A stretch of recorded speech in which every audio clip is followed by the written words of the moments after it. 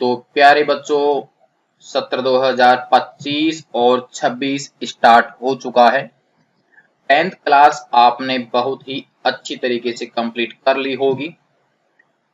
11th class में कौन सा सब्जेक्ट आप रखने वाले हैं ये भी आपने फाइनल कर लिया होगा।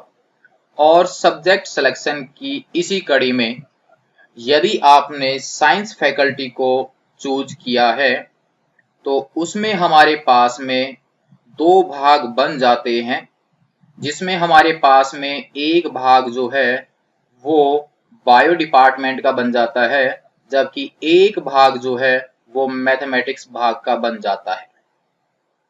यहाँ पर हमारे पास में दोनों ही भागों में हिंदी और इंग्लिश जो है वो कंपल्सरी सब्जेक्ट है।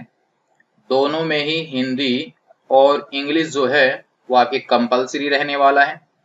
यहाँ पर अपने पास ऑप्शनल जो सब्जेक्ट हैं उसमें फिजिक्स, केमिस्ट्री और बायोलॉजी ये सब्जेक्ट रहने वाले हैं बायो डिपार्टमेंट में, जबकि मैथमेटिक्स साइड में फिजिक्स इसमें भी रहेगी, केमिस्ट्री भी इसमें सब्जेक्ट रहने वाला है, लेकिन यहाँ पर बायो की जगह मैथमेटिक्स सब्जेक्ट रहने वाला है। यहाँ पर हमारे पास दोनों ही जो सेक्शन है साइंस के उनमें ऑप्शनल सब्जेक्ट में फिजिक्स और केमिस्ट्री ये कॉमन है। तो इस चैनल के माध्यम से हम यहाँ पर फिजिक्स को कंप्लीट करने वाले हैं। यानी हमारे यहाँ पर ये जो चैनल है विज्ञान विद्या, इसमें फिजिक्स को हम कंप्लीट करेंगे। आपकी इसमें 11th क्लास, 12th क्लास और आपके नीट और जेई से रिलेटेड मैटर फिजिक्स से संबंधित रहने वाला है, तथा साथ में ही मैथमेटिक्स का भाग भी इसमें रहेगा। यहाँ पर हम फिजिक्स को बिल्कुल जीरो लेवल से लेकर चलेंगे और उस लेवल तक लेकर चलेंगे जितनी हमें आवश्यकता है। तो प्यारे बच्चों, हमारे पास में फिजिक्स सब्जेक्ट की अगर हम बात करें तो फिजिक्स सब्जेक्ट के अंदर मैथमेटिक्स का कुछ भाग जो है उसका यूज होने वाला है। यहाँ पर फिजिक्स में कंप्लीट मैथमेटिक्स जो है उसका यूज नहीं होने वाला है, लेकिन बेसिक मैथमेटिक्स जो कि हमने 10th क्लास तक कंप्लीट की है वो मैथमेटिक्स का कुछ हिस्सा अपने काम आने वाला है फिजिक्स में। साथ में ही 11th क्लास में जो मैथमेटिक्स रहेगी उस मैथमेटिक्स का कुछ हिस्सा भी अपने फिजिक्स में काम आने वाला है। तो फिजिक्स जो है वो आगे चलकर अपनी बिल्कुल आसान हो सके, ताकि उसके डेरिवेशन जो हैं वो बिल्कुल सरल हो सके। उसमें जिस गणित का उपयोग हो रहा है उस समय उसको हम वहां पर समझें, उससे पहले हम यहाँ पर बेसिक मैथमेटिक्स जो है यानी जनरल मैथमेटिक्स जो है उसको कंप्लीट कर लेते हैं। उनके नियम जो हैं उनको जान लेते हैं, उनके सूत्र जो हैं उनको जान लेते हैं, ताकि आगे चलकर फिजिक्स में जब उसका उपयोग होगा तो हमें वहां पर कोई समस्या नहीं हो। तो प्यारे बच्चों, यहाँ पर फिजिक्स क्या है, कहाँ यूज होती है, कितना विस्तार है, ये सब कुछ अभी फिलहाल हम यहाँ पर छोड़ रहे हैं। लेकिन फिजिक्स के लिए अति आवश्यक जो मैथमेटिक्स का भाग है उसकी कुछ प्रश्नावलियों को हम पहले कंप्लीट करेंगे, उसके बाद स्टार्ट करेंगे अपने फिजिक्स सब्जेक्ट को। क्लियर है? तो इसी कड़ी में बढ़ते हैं आगे और आज हम जनरल मैथमेटिक्स में एक टॉपिक स्टार्ट करने वाले हैं जो आपके मैथमेटिक्स का है, जो कि छोटी क्लास जो थी यानी 6 और 7th क्लास जब आपकी थी उस समय वो भाग आपके चला हुआ है। और वो जो टॉपिक था वो हमारे पास में था घातांक वाला यानी एक्सपोनेंट वाला। यानी ये जो भाग है वो अपने 7th क्लास की मैथमेटिक्स में चलता है प्यारे बच्चों, कोई नया टॉपिक जो है वो नहीं है।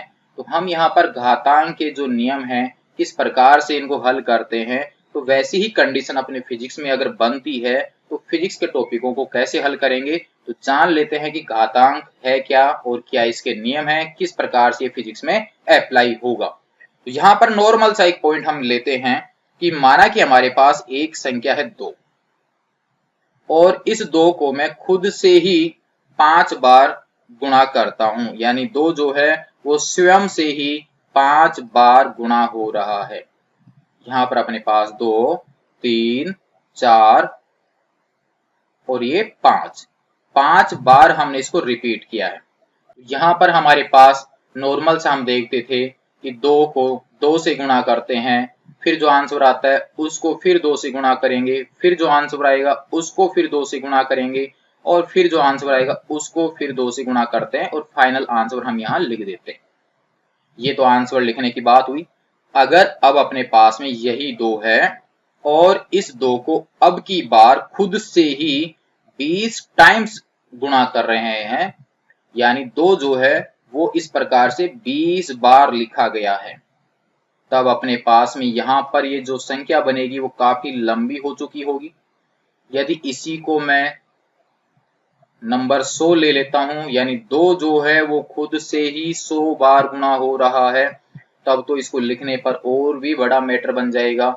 यहाँ पर आपके पास लिखने में समय भी ज्यादा लगेगा और आपकी कैलकुलेशन वो उलझ भी जाएगी। तो हमारे पास पॉइंट ये है कि इस प्रकार से कोई संख्या है जो खुद से ही गुणा हो रही है और बार बार यानी कई बार खुद से ही गुणा हो रही है, तो फिर उसे बिल्कुल सरल तरीके से लिखने का जो तरीका होता है वो तरीका जो है वो कहलाता है घातांक।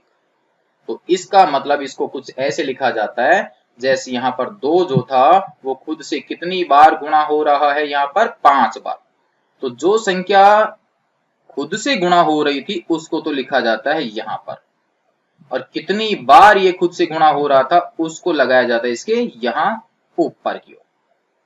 जैसे यहाँ पर ये 2 जो था, 2 खुद से कितनी बार गुणा हो रहा था, 20 बार, तो 20 आएगा यहाँ पर। इस वाले में 2 जो था वो खुद से कितनी बार गुणा हो रहा है, 100 बार। इसका मतलब कितनी बार गुणा हो रहा है वो तो आता है इसके ऊपर और खुद संख्या यहां लिखी जाती है। तो इसका मतलब ये हुआ कि यहाँ पर जो संख्या खुद से गुणा हो रही है, जैसे यहाँ पर कौन खुद से गुणा हो रहा है, 2, तो यहाँ पर वो जो संख्या होती है वो यहाँ पर कहलाती है बेस यानी आधार। आधार कहते हैं हम उसको। और कितनी बार ये खुद से गुणा हो रही है वो जो नंबर होता है जो यहाँ पर कितना है फिलहाल 5, उसे यहाँ पर कहा जाता है घातांक यानी एक्सपोनेंट। जैसे यहाँ पर अगर हम बात करें तो यहाँ का जो बेस है वो बेस कितना हुआ बताइए, 2, और एक्सपोनेंट जो है वो एक्सपोनेंट यहाँ पर कितना है, 20 है यानी 20, क्योंकि यहाँ पर 2 जो है वो खुद से कितनी बार गुणा हो रहा है, 20 बार। इसी प्रकार से इस वाले पार्ट की अगर हम बात करें तो इसमें बेस जो है यानी आधार जो है वो तो 2 ही है, लेकिन यहाँ पर एक्सपोनेंट जो है यानी घातांक जो है वो कितना है प्यारे बच्चों, 100 है।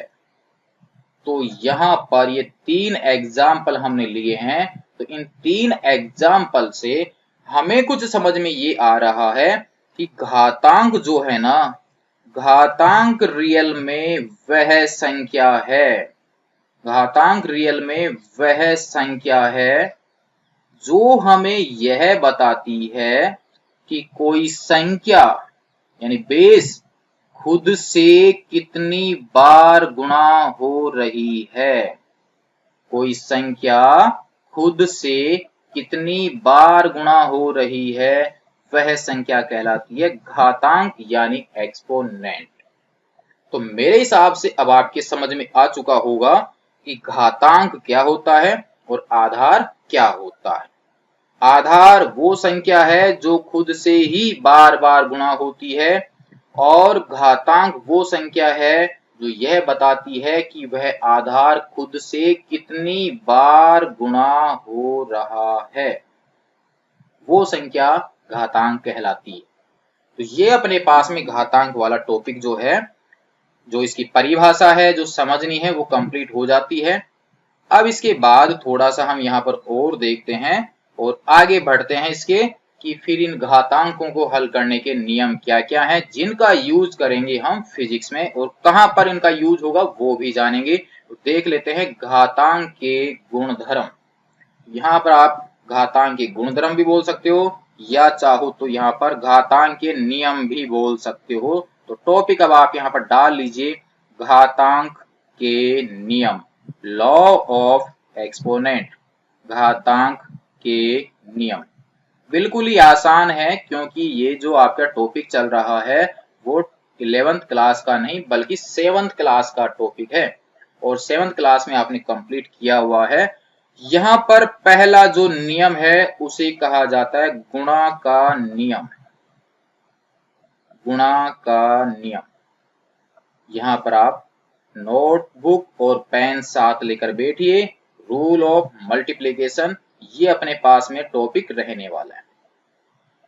यहाँ पर जो टॉपिक है उनके कंप्लीट नोट्स जो हैं वो आपको टेलीग्राम चैनल पर मिल जाएंगे, यानी विज्ञान विद्या टेलीग्राम चैनल जो है उसके ऊपर आपको इस घातांक वाले के कंप्लीट नियम लिखे हुए मिल जाएंगे और इसकी परिभाषा वगैरह कंप्लीट वहां से मिल जाएगी।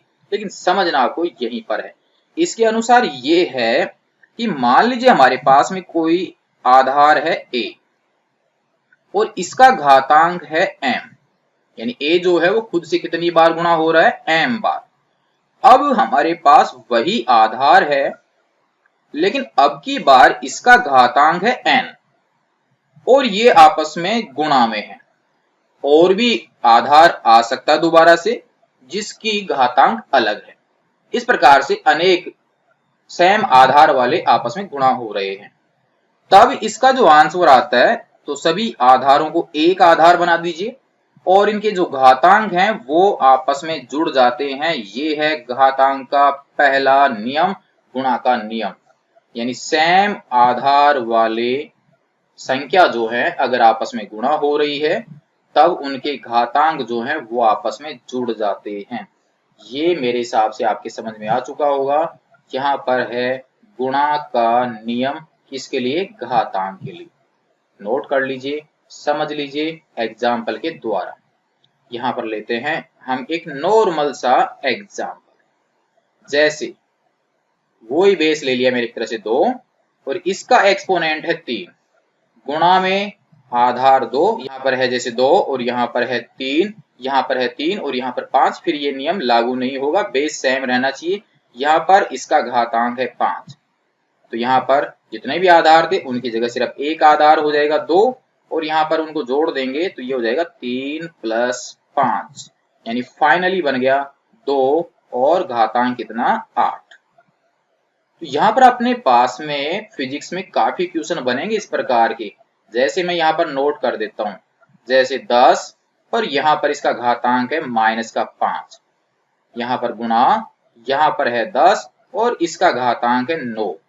तो इस प्रकार से न्यूमेरिकल हल करते समय इस प्रकार की कंडीशन खूब बनेगी अपने यहाँ पर। तो ये आधार 1 बन जाएगा और यहाँ पर इनको जोड़ देंगे तो -5 प्लस का 9 ये बच जाता है प्लस का 4। यानी अब इसको हल कर लेंगे तो ये फाइनल आंसर अपने पास में आ जाएगा 10,000, क्योंकि 4 यहाँ पर लिखा हुआ है तो ये 4 बार रिपीट हो जाएगा और 10,000 बन जाएगा। इस प्रकार से फिजिक्स में ये काम आने वाला है। ये पहला नियम जो है किसके, घातांक के। उम्मीद है समझ में आ चुका होगा। नेक्स्ट अपने पास में है रूल नंबर 2 यानी भाग का नियम, भाग का नियम। यहाँ पर ये जो मैथमेटिक्स है हम उतने ही काम में ले रहे हैं जितनी अपने फिजिक्स में काम आने वाली है। रूल ऑफ डिवीजन, तो इसके अनुसार ये है कि अपने पास आधार a और इसका घातांक m, दूसरी संख्या अपने पास में an है लेकिन अब की बार वो गुणा में नहीं बल्कि भाग में है। तब यहाँ पर भाग के नियम के अनुसार क्या है, दोनों आधारों की जगह एक आधार और अब की बार इनके घातांक जो हैं वो घट जाते हैं और ऊपर वाले घातांक में से नीचे वाला घातांक आपको घटाना है। ये है अपने पास में भाग का नियम जो कि अपने पास घातांक वाले नियम का दूसरा भाग है। एग्जाम्पल को हम यहीं पर कंप्लीट कर लेते हैं, ऊपर वाला ही एग्जाम्पल ले लेते हैं। एग्जाम्पल जैसे यहाँ पर फिजिक्स का यही एग्जाम्पल ले लेते हैं, 10 की पावर -15 लिख देता हूं अब की बार मैं यहाँ पर, और यहाँ पर है 10 की पावर 9। यहाँ पर बढ़ते हैं आगे, तो ये हो गया 10, यहाँ पर माइनस का 15, यहाँ पर लगाएंगे माइनस इस नियम के अनुसार, और 9 आपके प्लस का, इसे चिन्ह बदलेगा नहीं, और यहाँ पर आ गया कितना 9। यहाँ पर -15 और -9 ये जुड़ जाएंगे क्योंकि सेम साइन होते हैं तो वो जुड़ जाते हैं, और 10 की पावर -24 ये इसका फाइनल आंसर आ जाता है। तो दो नियम अपने कंप्लीट हैं, एक अपने पास में है गुणा का नियम, एक अपने पास में है भाग का नियम। भाग वाले में आपको घातांक घटाने हैं, जबकि गुणा वाले में घातांकों को जोड़ना है। ऐसे न्यूमेरिकल करते समय काफी कंडीशन अपने पास बनेगी, इस प्रकार की कंडीशन काफी अपने पास बनेगी, तो वहां पर ये नियम लगाकर आप उन सभी सवालों को कंप्लीट कर सकते हैं। उम्मीद है कि आपको ये दोनों नियम समझ में आ चुके होंगे। अगर कंप्लीट आपके हो चुके हैं तो लग रहा है कि अपने यहाँ पर पार पड़ने वाली है, तो आप अभी से अपने साथ वालों को जोड़ लीजिए, उनको भी ये वीडियो सेंड कर दीजिए ताकि उनका भी टॉपिक जो है वो यहाँ पर कंप्लीट हो सके, ताकि अपनी फिजिक्स जो है वो बिल्कुल आसान हो सके आगे चल के। अब बढ़ते हैं यहाँ पर नियम नंबर 3 की ओर। उम्मीद है आपने यहाँ तक नोट कर लिया होगा। बढ़ते हैं नियम नंबर 3 की ओर। यहाँ पर अपने पास नियम नंबर 3 जो है उसको एक तरह से नाम दिया गया है घात की घात। घात की घात, यहाँ पर अपन नॉर्मल भाषा में पावर भी इसको बोलते हैं, घातांक को ही, लेकिन आपके पास घात जो होता है वो कंप्लीट आंसर जो आता है उसको हम यहाँ पर घात बोलते हैं। और ये जो अपने पास जैसे a की पावर n होता है, इस पूरे फॉर्म को बोला जाता है एक्सपोनेंशियल फॉर्म। एक्सपोनेंशियल फॉर्म इसको बोला जाता है। तो यहाँ पर अपने पास में देखते हैं कि क्या घात की घात बनती है। तो इसके अनुसार अपने पास में ये है कि जैसे मान लीजिए कि अपने पास में आधार कौन सा था a, इसका घातांक कितना है m। अब यहाँ पर कंप्लीट इसके ऊपर एक और घातांक लगा हुआ हो, तब अपने पास आधार वही रहेगा, और ये दोनों घातांक जो हैं यानी घात के ऊपर घात, यानी आंसर जो बनेगा वो ये होगा कि इन दोनों को आपस में गुणा कर दिया जाता है, यानी आपस में गुणा हो जाते हैं। ये है घात की घात का नियम। एग्जाम्पल भी जान लेते हैं यहीं पर ही। ये अपने पास में है, सपोज कीजिए 2, इसका घातांक है 3 और पूरे के ऊपर घातांक है 2। तो सेम पोजीशन दिख रही है, आधार 2 और घात जो है वो घात से गुणा हो जाएगी। फाइनल आंसर कितना आ जाएगा 6। उम्मीद है आपके समझ में आ चुका होगा। एक और आंसर हम यहाँ पर लेते हैं। मान लीजिए 10 की पावर यहाँ पर है 2 और यहाँ पर है मान लीजिए 5। तो फाइनल आंसर हो जाएगा यहाँ पर 10 और ये दोनों आपस में गुणा हो जाएंगे। ये भी आपके पास में कितना आ जाएगा 10, यानी 10 की पावर 2 उसके ऊपर पावर 5 है, तो इसका फाइनल आंसर ये बन जाएगा 10 की पावर 10। ये अपने पास में तीसरा नियम भी कंप्लीट हो जाता है। बढ़ते हैं अब हम इसके आगे रूल नंबर 4। रूल नंबर 4 क्या कहता है उसको पहले थोड़ा सा हम यहाँ पर समझ लेते हैं, फिर देते हैं इसका नाम।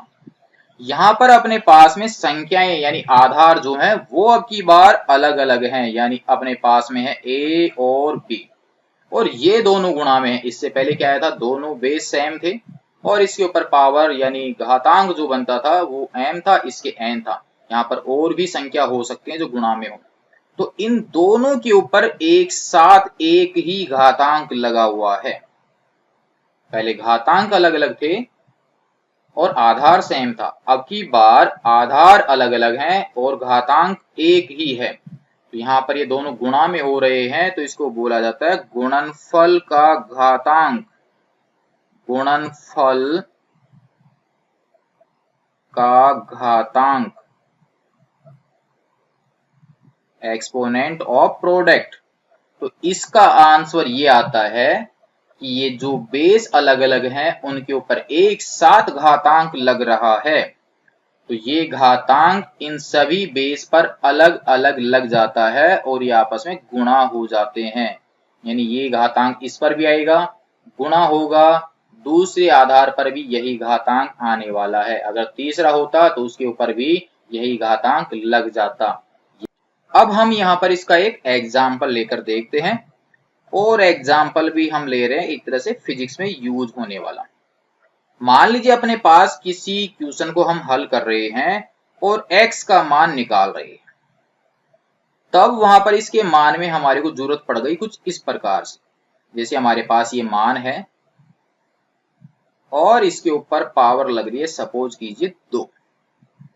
तो यहां पर देखिए ब्रैकेट के अंदर एक संख्या तो है ये 1.6, एक संख्या है 10 की पावर -19, और दोनों पे सेम पावर है, तो सेम ऐसा ही क्वेश्चन बन गया।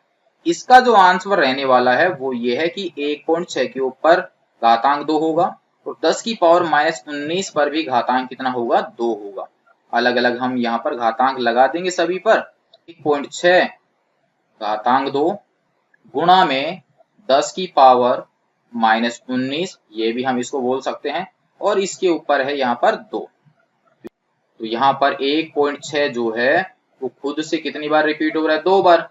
जब इसको हल करेंगे तो हमारे पास इसका आंसर आ जाता है 2.56 गुणा में यहाँ पर ये जो वाला भाग है ना, ये वाला, इसको आप देखोगे तो सेम ऐसा कुछ बन रहा है, ये घातांक पे घातांक, घातांक पे घातांक। तो इसका मतलब ये दोनों आपस में गुणा हो जाएंगे, यानी -19 2 से गुणा हो जाएगा, तो हमारे को आंसर मिल जाएगा 10, यहाँ पर माइनस, और ये हो गया 38 यानी 38। तो जब इसको हल करेंगे तो हमें ये आंसर मिल जाता है। फिजिक्स में अपने पास ऐसे क्वेश्चन हल करने का मौका हमें मिलेगा, तो वहां पर नियम जो है वो ये वाला लग जाएगा। यानी घातांक के जो नियम बने हुए हैं उन्हीं नियमों का यूज करके हम उन सवालों को कंप्लीट करने वाले हैं। समझ में आ गई होगी बात। नेक्स्ट में अपने पास में है रूल नंबर 5। इसमें अभी अपने पास में ये जो आधार अलग अलग थे, संख्याएं अलग अलग थी, और उनके ऊपर एक साथ घातांक m था। अब यदि ये दोनों संख्याएं यानी आधार जो हैं वो एक दूसरे के अनुपात में हो, यानी भिन्नों के रूप में हो, जिसको मैं लिख देता हूं ऐसे a और बटा में b, और एक साथ यहाँ पर घातांक कितनी है, m। तो इसको हम बोलते हैं भिन्नों का घातांक, भिन्नों का घातांक हम इसको कहते हैं। यहाँ पर भी ये गुणा वाले की तरह क्या होगा, जैसे ये घातांक इस पर भी आया, ये घातांक इस पर भी आया, तो यहाँ पर चिन्ह आपके गुणा का लग गया। वैसे ही सेम ये है कि ये घातांक इस पर भी आएगा, चिन्ह आपके भाग का ही लगेगा, और ये घातांक इस पर भी आएगा। तो इसका आंसर हो गया कुछ ऐसे a m और बटा में b m। ये आपके पास में आंसर बन जाएगा भिन्नों का घातांक का। इसका भी एक नॉर्मल सा एग्जांपल समझ लेते हैं कि जैसे यहाँ पर है 10, यहाँ पर अपने पास में है 20, और दोनों के ऊपर एक साथ पावर लग रही है मान लीजिए 2। तो इसका मतलब है कि ये जो 0 है वो इस 0 से कट भी जाएगा वैसे, और यहाँ पर आ जाएगा 1/2, और इसका घातांक कितना है, 2।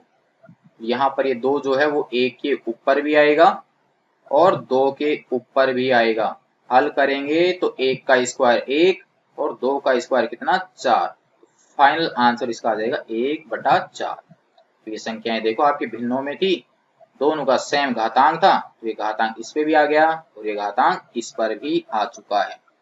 ये अपने पास में 5 नियम कंप्लीट हो जाते हैं घातांक को हल करने के। यहां तक आप इसको नोट कर लीजिए और फिर बढ़ते हैं इसके आगे।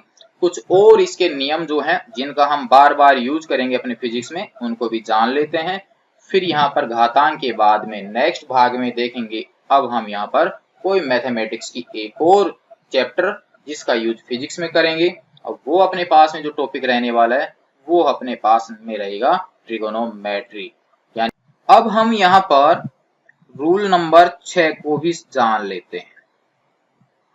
रूल नंबर 6 को थोड़ा समझते हैं, जिसके अनुसार यह है ये कि अपने पास मान लीजिए कोई बेस है a और इसका घातांक जो है ना वो अब की बार 0 ही है। यानी यहां पर नंबर कुछ भी हो सकता है, बेस अपने ए लिया है, लेकिन उसका घातांक हमेशा कितना है, 0 है। तो यहाँ पर किसी भी आधार का घातांक 0 हो तो उस पूरे का मान हमेशा होता है 1, यानी सदैव ये कंडीशन लागू होगी। ए का मतलब कोई भी नंबर है, लेकिन यहाँ ए का मान खुद का 0 नहीं होना चाहिए, इसके अलावा ए का कुछ भी मान हो चल जाएगा। तो इसका मतलब ये हो गया अपने पास में शून्य घातांक का नियम, शून्य घातांक का नियम। एग्जाम्पल हम देख लेते हैं जिसके अनुसार ये है कि 7 है, उसका घातांक 0 है तो आंसर कितना आएगा, 1। यहाँ 10 है, घातांक 0 है, आंसर कितना, 1। यहाँ पर कोई पूर्णांक है b, मान लीजिए कोई संख्या b है, उसका घातांक 0 है तो इसका आंसर कितना आएगा, 1 आएगा। समझ में आ चुका होगा कि किसी भी नंबर के ऊपर अगर घातांक 0 है तो उस पूरे का आंसर हमेशा कितना होता है, 1 होता है। नेक्स्ट बढ़ते हैं रूल नंबर 7 की ओर। रूल नंबर 7 हमें ये कहता है कि मान लीजिए अपने पास आधार है a और इसका घातांक है माइनस का m। यहां पर इसको जब हल करते हैं तो ये m वाला जो घातांक है वो इसके व्युत्क्रम में चला जाता है और इसका साइन बदल जाता है। यहाँ पर अगर नेगेटिव है तो नीचे जाके किसका हो जाएगा, पॉजिटिव का। अगर ये पॉजिटिव है तो नीचे भेजने की आवश्यकता पड़ गई, तो ये बन जाता है घातांक इसका माइनस का यानी नेगेटिव। तो इसको बोला जाता है ऋणात्मक घातांक, इसको हम बोलेंगे ऋणात्मक घातांक नियम, ऋणात्मक घातांक नियम। इसको भी हम यहाँ पर समझ लेते हैं। ये अपने पास कंप्लीट हो गया है, उम्मीद है समझ में आ चुका होगा। ये नियम अपना कंप्लीट है, ये भी आपके समझ में आ चुका होगा। इसमें कंडीशन ये है कि 0 ये ए नहीं होना चाहिए। यहाँ पर अगर हम बात करें इसकी एग्जाम्पल की, देखिए 10 की घात यहाँ पर है माइनस का 5, इसको हम लिख सकते हैं 1/10 की घात 5। 10 की घात मान लीजिए 41 है, तो इसको हम लिख सकते हैं 10 की पावर 41 किसमें, माइनस में। ये इस प्रकार से हम इसको चेंज कर सकते हैं। वैसे अगर हम चाहें तो इसको थोड़ा सा समझ सकते हैं, कैसे, 10 की घात -5 है, तो अब इसको हल करने के लिए हम ये कर सकते हैं कि कैसे नीचे जाके आपके एक प्लस का बना, तो यहाँ पर इसके संयुग्मी नंबर से ऊपर और नीचे गुणा कर देते हैं। संयुग्मी नंबर का मतलब विपरीत घातांक वाला, उसको ऊपर और नीचे।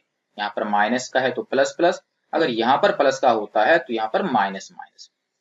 अब हम इन दोनों को मिलाते हैं तो ये आपके पास गुणा का नियम लग गया, यानी आधार समान है और घातों का करेंगे हम जोड़, तो माइनस का 5 प्लस का 5 बटा में आ गया 10 की पावर 5। हल करने पर आ गया ये 10 की पावर 0 और बटा में है 10 की पावर 5। और 10 की पावर 0 का जो मान है, यानी पावर में अगर 0 है तो उसका मान सदैव कितना होता है, 1। तो इसका फाइनल आंसर हो गया 1/10 की घात 5। यही पॉइंट हमें यहाँ पर समझा है कि डायरेक्ट आप इसको साइन बदलकर उल्टा कर दीजिए। ये हो गया अपने पास में एग्जाम्पल। अब अपने पास में इसका 8वां नियम और देख लेते हैं, जिसकी भी हमें बार बार आवश्यकता पड़ती है, जिसके अनुसार ये है कि अगर बेस ही एक हो, आधार एक हो तो इसके अनुसार ये है कि अगर बेस में ही एक हो, यानी यहां पर है बेस 1 और इसके ऊपर कोई भी घातांक है, मान लीजिए वो है m, तो यहां पर ये जो m है वो चाहे आपका पॉजिटिव हो और चाहे नेगेटिव, इस पूरे का आंसर हमेशा सदैव कितना रहेगा, 1 ही रहने वाला है। एग्जाम्पल के लिए अगर हम समझें यहाँ पर 1 है और इसकी पावर जो है यानी घातांक 1 है, तो इस पूरे का आंसर 1 होगा। इसी में जानते हैं कि अगर मान लीजिए इसकी जो पावर है वो -41 है, तो यहाँ पर इसका आंसर भी कितना होने वाला है, 1 ही होने वाला है। तो सीधा सा अर्थ ये हुआ कि 1 के ऊपर चाहे आपके घातांक प्लस का हो और चाहे माइनस का हो, उसका आंसर सदैव 1 होता है। तो ये थे अपने पास में घातांक से रिलेटेड कुछ नियम जिनका यूज हम यहाँ पर फिजिक्स में करेंगे क्वेश्चन को हल करते समय। अब हम यहाँ पर नॉर्मल से कुछ एग्जाम्पल ले लेते हैं जिनके द्वारा इसको थोड़ा और आसान करते हैं। देखते हैं इसके कुछ एग्जाम्पल, यहाँ तक फिलहाल कर लीजिए आप इसको नोट। देखते हैं कुछ और एग्जाम्पल। यहाँ पर अपने पास में एग्जाम्पल नंबर 1 लेते हैं। बिल्कुल बेसिक सा एग्जाम्पल अपने पास में है, जिसके अनुसार हम मान लीजिए अपने पास में है यहाँ पर 5 और यहाँ पर इसका घातांक है 3। यहाँ पर फिर से 5 और यहाँ पर घातांक है -6। अब आप इसको हल करके बता सकते हैं कि इसका आंसर कितना होने वाला है। आधार आपका सेम है, गुणा में है, तो हम जानते हैं गुणा के नियम के अनुसार यहाँ पर आएगा 5, यहाँ पर 3, -6 बराबर में आ जाएगा 5 और -3, यानी घातों का क्या हो जाएगा, जोड़। यहाँ पर एग्जाम्पल नंबर 2 की अगर हम बात करें तो उसको हम यहाँ पर जान लेते हैं। यहाँ पर अपने पास में है 10 और यहाँ पर पावर जो है वो है 15 और यहाँ पर इसके भाग में अपने पास में है 10 और यहाँ पर है -11। तो यहाँ पर जो आपको फॉर्मूला दिख रहा है वो शायद भाग के नियम से कंप्लीट होने वाला है। आपके पास में है यहाँ पर 15, फिर लगता है यहाँ पर माइनस का साइन, नीचे जो आपके पास में घातांक है वो खुद माइनस का है, वो जब यहाँ पर आएगा तो ये बन जाएगा प्लस का, यहाँ पर 11 और फाइनल आंसर हो जाएगा 10 और यहाँ पर 26 यानी 26। एग्जाम्पल नंबर 3 आप खुद से यहाँ पर हल कीजिए। अपने पास यहाँ पर है मान लीजिए 2, यहाँ पर अपने पास में है 3 और यहाँ पर लगा हुआ है 3। यहाँ पर कौन सा नियम लगने वाला है, बेस आपके अलग अलग हैं लेकिन कॉमन एक घातांक है, ये कॉमन घातांक सभी पर अलग अलग लग जाएगा, यानी यहाँ पर 2 3, यहाँ पर आ जाएगा 3 और 3। अब हम इसको हल कर लेंगे, यानी 2 और 3 को हल करते हैं तो 8 मिलेगा। यहाँ पर अपने पास 3 को 3 बार रिपीट करेंगे खुद से तो यहाँ पर हो जाएगा 27 यानी 27। इसको हम यहाँ पर हल कर लेंगे, जो भी आंसर आपका आएगा उसको यहाँ पर नोट कर लेंगे। नेक्स्ट बढ़ते हैं। अब हम यहाँ पर नंबर 4 पे, यहाँ पर मान लीजिए 2 है, यहाँ पर मान लीजिए 3 है और अब यहाँ पर पावर जो है वो भी 3 है। तो भिन्नों वाले नियम से हम इसको करेंगे, यानी 2 यहाँ पर 3 और यही घातांक नीचे भी लग जाएगा, तो फाइनल आंसर 8 और यहाँ पर कितना 27। उम्मीद है कि आपके समझ में आया होगा। नेक्स्ट देखते हैं अब अपने पास में एग्जाम्पल नंबर 5, जो कि एक तरह से फिजिक्स में काम आने वाले क्वेश्चन की तरह होगा। यहाँ पर मान लीजिए अपने पास कोई संख्या है 9.1 गुणा 10 की पावर -31 यानी 31 और ये केजी में होती है, जो कि इलेक्ट्रॉन का द्रव्यमान होता है। किसी फॉर्मूले में कुछ ऐसा लिखा हुआ है और यहाँ पर पावर जो है वो 3 लगी हुई है और यहाँ पर अपने पास जो वैल्यू है वो मान लीजिए 3 गुणा 10 की पावर 8 लिखा हुआ है। इसको जब हम हल करेंगे तो ऊपर वाला जो है ना वो तो आपको देखिए इस वाले रूल से कंप्लीट हो रहा है, यानी अलग अलग बेस हैं, एक साथ घातांक लगी हुई है। तो 9.1 इसके ऊपर घातांक 3 लगेगा, यहाँ पर 10 है, इसके ऊपर 31 है माइनस का और उसके ऊपर भी एक और घातांक लग गया, तो घातांक से घातांक गुणा हो जाता है, ये बन जाएगा आपके पास 3, ये आ जाएगा 9 और ये माइनस का। अब आपके पास यहाँ पर है कितना 3 और यहाँ पर है 10 की घातांक 8। यहाँ पर 9.1 को खुद को हम 3 से रिपीट करेंगे और 3 का देंगे भाग। यहाँ ये 10 की जो घातांक वाले हैं इनको आप यहाँ पर भाग के नियम से भी कंप्लीट कर सकते हैं, ये वाला नियम नंबर 2। तो 93 है, यहाँ पर माइनस होगा तो ये और बढ़ जाएगा, तो 101 आपके ये हो जाएगा माइनस का। तो फाइनल आंसर 9.1, यहाँ पर है 3, ये 3 बार खुद से रिपीट होगा यानी गुणा होगा और यहाँ पर हो जाएगा 10 माइनस 101, क्योंकि ये आपके पास में माइनस इसमें होगा तो -93 -8 कंप्लीट हो जाएगा -101। ये थे अपने पास घातांक से रिलेटेड कुछ एग्जाम्पल। फिजिक्स में अपने पास इस प्रकार के क्वेश्चनों को हल करने के लिए और सूत्र स्थापना में भी ये नियम काम में आने वाले हैं। तो इस प्रकार से ये जो जनरल मैथमेटिक्स थी जिसका यूज हम फिजिक्स में करेंगे ताकि अपने फिजिक्स आसान हो सके अगर आपको ये मैथमेटिक्स कंप्लीट आती है तो। यहाँ तक आप इसको कर लीजिए नोट। बाकी आपको ये सभी घातांक वाले नियम के नोट्स जो हैं वो टेलीग्राम चैनल पर मिल जाएंगे। कि आपका ये कंप्लीट हो रहा है तो अपने साथ वालों को जरूर से सेंड कीजिए। यहाँ से चाहें तो आप इसका स्क्रीनशॉट ले सकते हैं इनका। नेक्स्ट भाग में देखेंगे अब हम मैथमेटिक्स की एक और प्रश्नावली का भाग जिसका यूज हम करेंगे फिजिक्स में, और टॉपिक अपने पास रहने वाला है त्रिकोणमिति यानी ट्रिगोनोमेट्री। तब तक के लिए धन्यवाद।